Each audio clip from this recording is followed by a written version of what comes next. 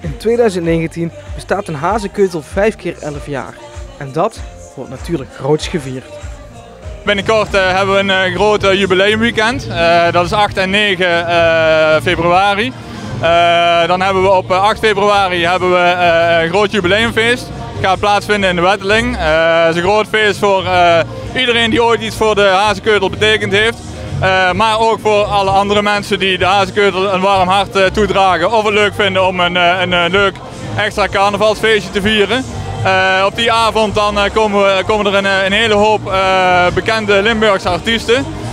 Echt goede grote namen. En daarnaast ook een aantal Venrays carnavalsartiesten. Dus daar gaan we een groot feest van maken. Een klein begin werd zondag gemaakt. Op het programma stonden namelijk de clipopnames van het jubileumlied Geve Dur. Absoluut een heel bijzonder lied. De Vastelovend carnaval is toch een feestje waar iedereen bij elkaar komt. En het is toch een stukje cultuur. Wat we als Hazekeutel proberen door te geven aan de jeugd. Zodat de jeugd, als die volwassen worden, het ook weer door kunnen geven aan de volgende generatie.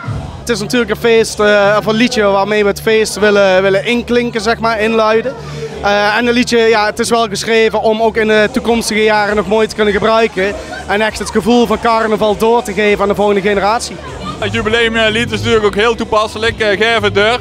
Dat is wat wij natuurlijk ook proberen als Hazekeutel. Wij proberen de jeugd te enthousiasmeren om het op te pakken, om de vastelovend leuk te vinden en alles wat er omheen hangt en om het feestje te gaan vieren. En op die manier willen we de toekomst natuurlijk zeker stellen.